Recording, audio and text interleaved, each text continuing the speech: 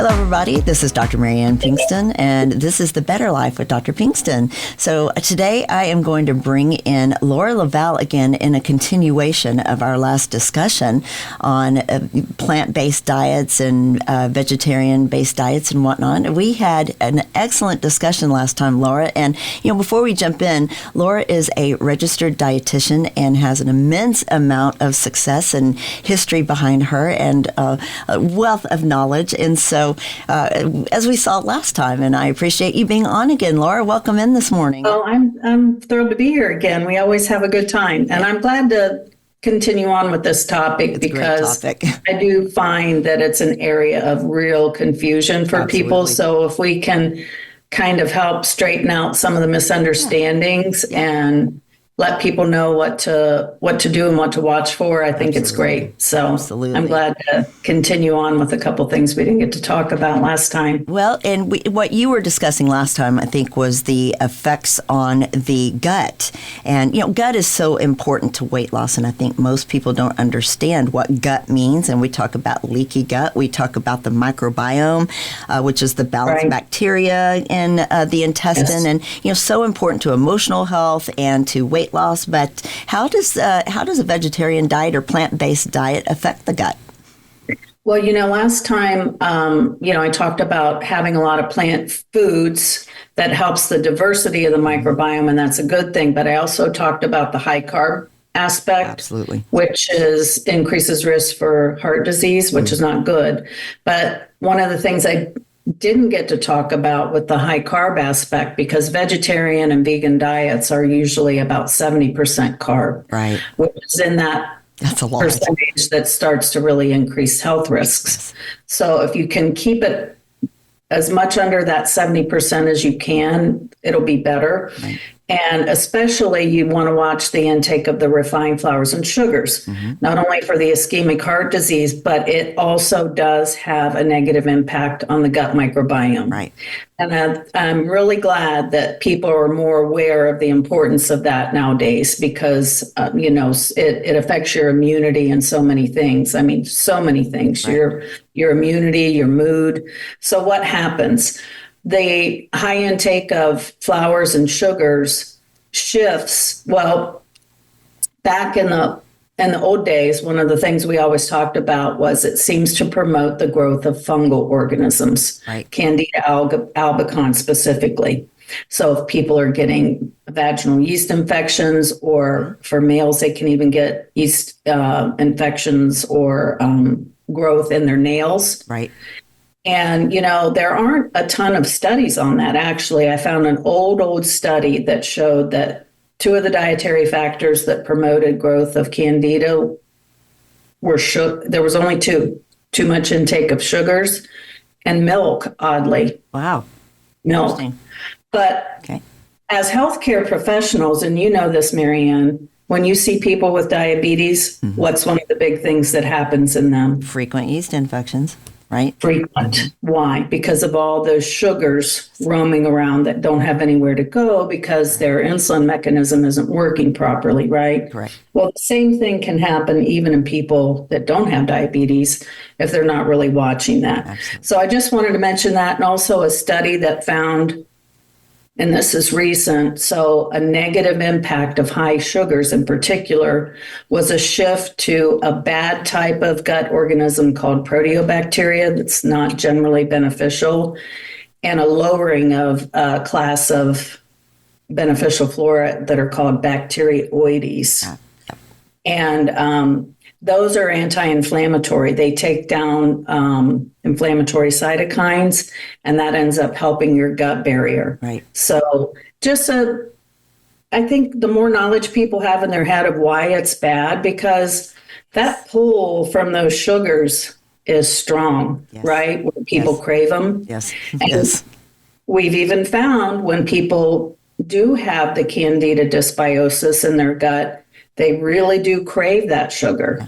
So you've got to really fight the craving so that you can get that rebalanced, we can put them on things like our metabolic code rebiosis that is antimicrobial and help, and then get on the good beneficial flora to start to get those organisms back in balance, but you've got to support it with diet. Absolutely. So one of the things I wanted to mention is just, really read your labels, watch even some of the so-called really healthy snacks can be little carb bombs, Carb bombs, absolutely. There's a brand I don't want to mention because I don't want them to think I'm down on this brand. I'm not. Sure. They use whole grain oats, but, it's a little muffin. It has pumpkin in it, and because it's whole grain, then it's not a flour. So these are all good things. It has pumpkin and cinnamon. Mm-hmm. It's a little muffin, but the net carb in one muffin, and I mean literally, well, I've got one that big, 24 grams of carb. Wow. So you have to watch. You do. That's the net digestible carb and 7 sugars. Because along, in a muffin, they're usually a little sweet. Mm-hmm. So there's like brown rice syrup and cane sugar. Absolutely. So you have to and that's not an overdoing. It's just know how much you're getting. So it's worked into a total that keeps your weight managed and your blood sugar managed for the day. Right. Absolutely. So I appreciate you letting me getting back on that topic. Absolutely. Well, and when we were speaking about, the microbiome and gut health, immunity, you had mentioned, and we just opened up the subject on zinc, which is very important to your microbiome and to, your immune system. Oh, thank you. Yeah. Thank you so much for bringing that topic up because zinc, I would love to talk about that a little more. Because zinc is a super important nutrient for our immune system. Right. In men, it helps their testosterone production as well. But in everybody, zinc is needed for building up of all the proteins in your body, including and especially for building immune cells. Right. So it's what I was talking about was how sometimes what we see in vegan and vegetarians, that the immunity tends to wane over time. It tends to kind of become weaker. Right. So people find over time, not always, but sometimes on vegetarian diets and vegan especially, that they get sick more often. Right. They succumb to the colds and flus more easily. And like I was saying in my dietetics profession, I know people that have jumped off of the exclusion of animal proteins because of it, because it's a big deal. Well, zinc's an important nutrient for that. So what are the dietary sources of zinc? If you look on a chart, usually number one listed food is oysters. Oh. And then right under that, a lot of people don't like oysters, but right under that will be beef, right? Pork. So it's meats and seafoods are your primary sources. Mm-hmm. And so it'll be a listing of all the protein foods, clams, crab, things like that. Right. Then you go down and you'll start to get into rolled oats are a source of zinc, chickpeas, soy, beans. Well, what's the issue there? Those foods are high in phytates, they're called. Oh, okay. Phytates stop the absorption of that zinc. So they kind of lock it up. And even though those foods have some zinc, it's not nearly the amounts that are in the animal proteins and the seafood. Wow. And it gets bound up, so you don't get the benefit of it. Wow. What I would do personally, if I, for religious reasons, wanted to observe vegan or vegetarian diet, I would protect that by going ahead and taking a zinc supplement, right. Just to make sure that you're getting it. You only need about 10, 15 milligrams a day. Okay. And in fact, it's one of those nutrients that you don't want to overdo it, because if you go too high on zinc, people think, you can really increase the intake when you have a cold or an infection. Mm-hmm. Temporarily. As soon as you're better, you go back down, right, because it'll block copper, and that can cause anemias and all kinds of problems. So you never want to overdo for too long. And there's certain nutrients that's more important, and zinc is one of them. So, but that's the issue with zinc, is it is so important for immunity, and the absorbable forms of it, they call it bioavailable, mm-hmm, are animal proteins. Right. So what about somebody who doesn't want to do an animal protein based diet. They want to stay on plant based. They're taking a supplement, but what if they're looking at moving over? Is there anything that people need to think about or take into consideration? Moving over to a plant-based? Well, if they're plant-based. And looking at, they want to stay in the vegetarian zone. If they want to stay plant-based, if they, there are many people who feel like that is, the healthiest way to go. And like you say, we've addressed the facts that there are certain vitamin deficiencies, it could be too high in carbohydrate. And so if they're trying to make a move and start, taking in more animal-based protein, what is a good place for them to start? Well, I think this is the reason why there started to be a shift over a new term called plant-based. Mm-hmm. So this is basically saying, make sure that you are taking in a lot of healthy plant foods. Absolutely. Absolutely. But if you want some animal protein here and there, don't feel bad about eating it because of these nutrients and issues that it seems to do better for certain areas, especially like immunity, to go ahead and eat a little bit of animal protein here and there. So and then last time I had talked about like B12 being a problem. Those are the two main nutrients that I really feel are the biggest issues. Right.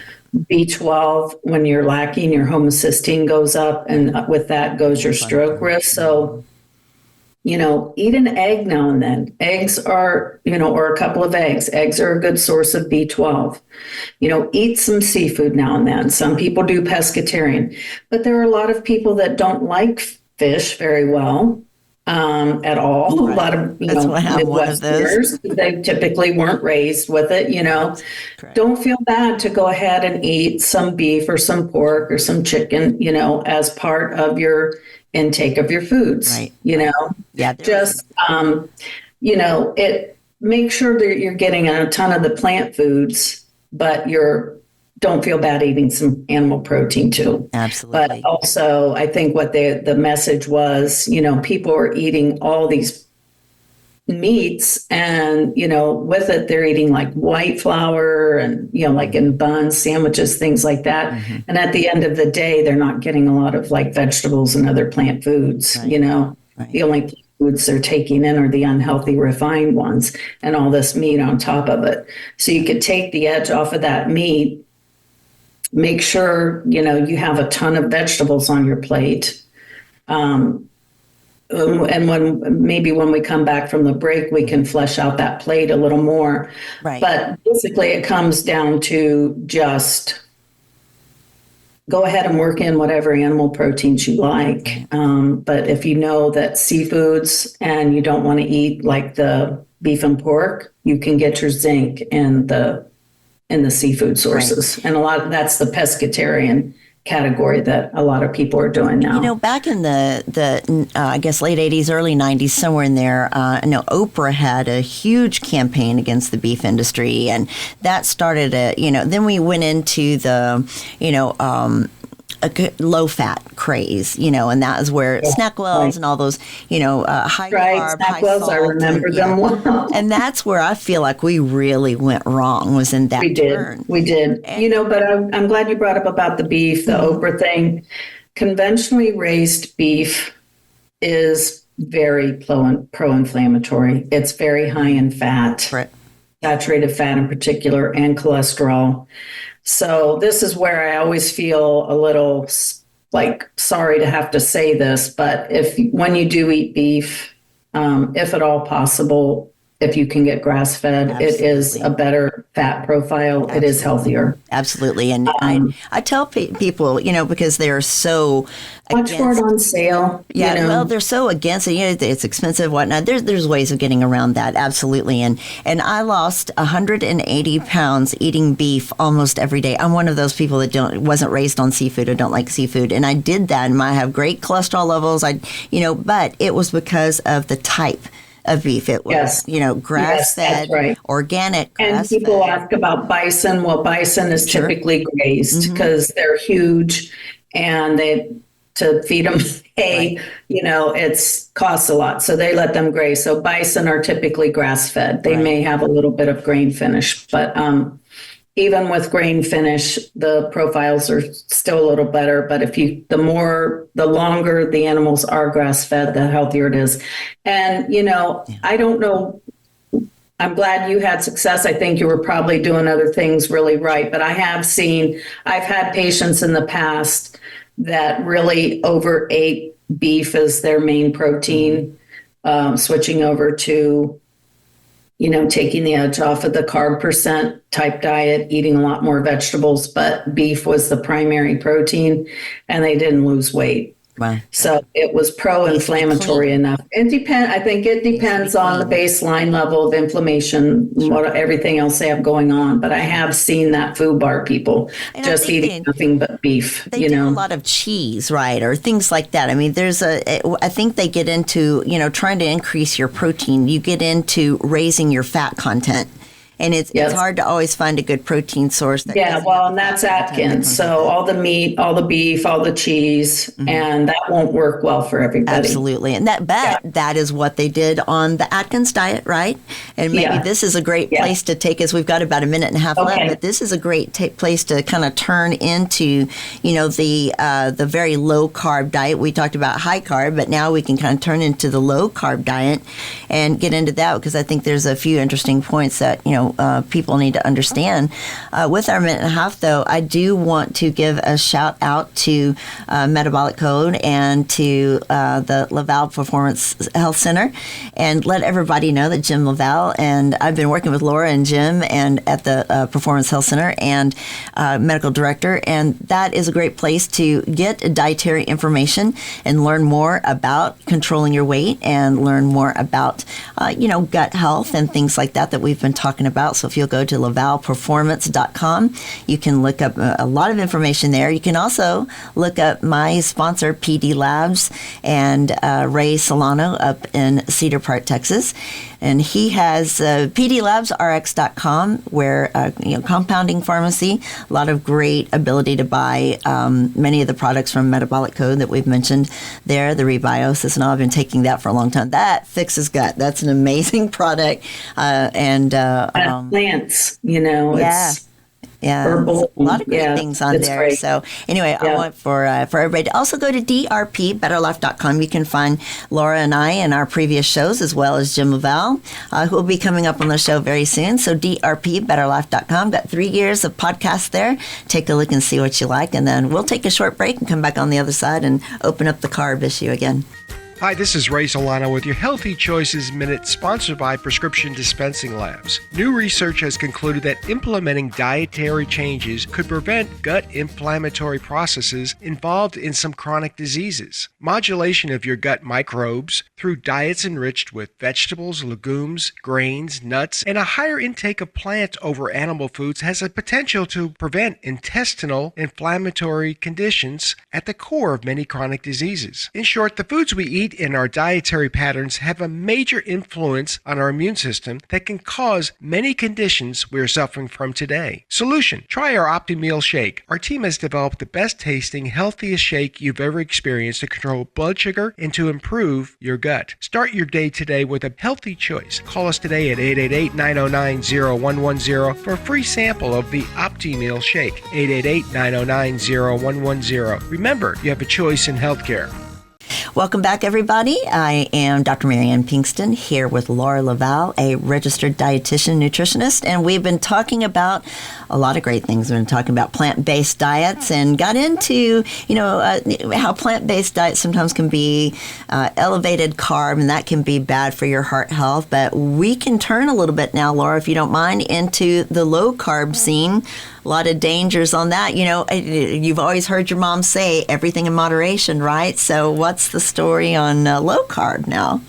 Okay, so I know ketogenic diets, in particular, continue to be really popular. And I know a lot of people will see weight loss and everything on them, but we try to shift away from them and not do them for very long. Right. Preferably not any more than a few weeks, like a couple months at the most, because the research is very, very strong on ketogenic diets causing actual breakdown of that gut barrier lining. Thank you. And that's what happens with that. Yes. We start to get leakage and those very small, little, tiny, permeable gaps. But what happens when you have, and everybody has a mix of good and bad bacteria at all times. Mm-hmm. Well, the high protein, high fat tends to promote the growth of bad bacteria. Okay. And then as they break down and die off, they put off something called endotoxin, LP, lipopolysaccharide endotoxin. And that can go through that blood, that barrier, those permeable gaps into your bloodstream. And those are really bad for you. Absolutely. Those lipopolysaccharides. In fact, those were found several years ago to be the link to heart disease, heart attacks in people that don't even have elevated or that elevated of cholesterol. Right. Lipopolysaccharides. So it really increases risks for heart disease, but they're very pro-inflammatory. So we're just really cautious about going too long on high protein, high fat, very, very, very low carb. So what is your spread in recommendation I know everybody's not the same, so it's individualized, but what is your spread on the macros, your percentages? We can customize. Sometimes there will be people that will do okay with a little bit higher carb, but it is interesting that for the most part, your range on your carb percentage, some people don't have as high a tolerance, some people have a little more. But remember that one study that I found that looked at genomic expression. Right. And when you get up to like 65% and up with carb, you start to turn on genes for diabetes and heart disease. Absolutely. And they found that the optimal amount was 35 to 40%. Gotcha. And on our diet, a lot of times we'll need to go a little lower than that when we're dealing with gut microbiome issues. Okay. Maybe we'll be in the 25 to 30% range. Absolutely. But people end up generally around that 35% for maintenance. And it seems to be a doable amount, right.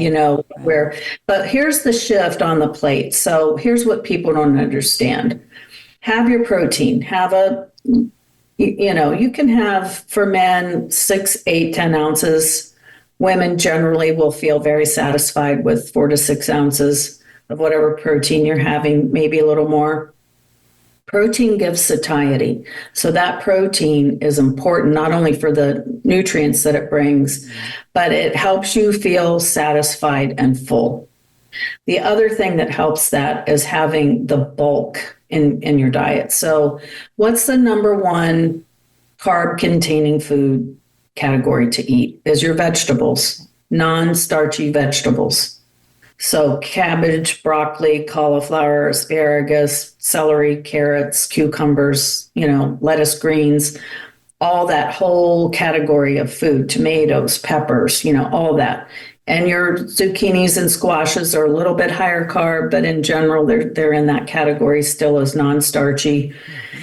And what we do at home, we fill our plate. We have our protein portion. I have usually a good half of my plate, if not 3/4, full of vegetables. Right.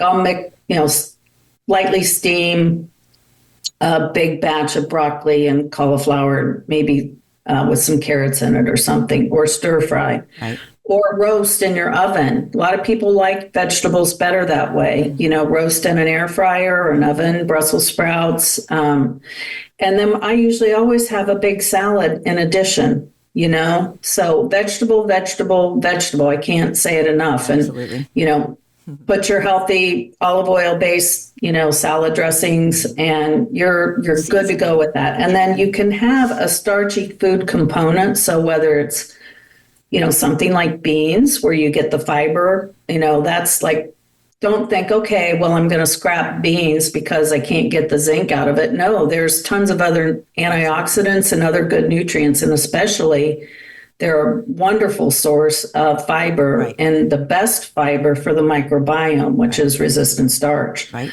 So you can have a nice serving of beans. I mean, I do have potatoes, I have rice, but it's not half my plate. It's a modest controlled portion. And not French fries.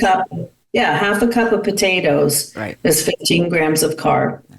So I generally live around 45, 50, sometimes 60 grams of carb a day. That's where I live in a good spot. And that's what everybody needs to determine, So I generally don't have carbs too much in the morning.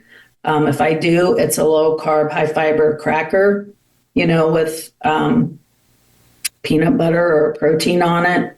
And I'll have an egg. I'll have some kind of other protein, tuna, something like that. Right. So I do high protein through the day, and then I kind of tend to save that carb up for the evening. That's what I do personally. But you are the model, absolutely. You're the model of good nutrition and great health, you and Jim both. And we are hitting the 60-second mark here. Okay. I loved it. Watch fruits. I wanted to mention that. You can have fruit, but you really have to watch the amount because even though they're healthier than sugary foods, they do have natural sugars. Absolutely. And I see people a lot of times really overdoing fruit, like just eating it all day long. Absolutely. And I stay with the berries. Blood sugar goes up. Yeah, so watch the fruit. Well, Laura, it's always such a pleasure. Thank you so very much. And sorry that it's such a short time and I have to cut everybody off. It makes me insane. But everybody go see our previous shows. Good. Yeah, right?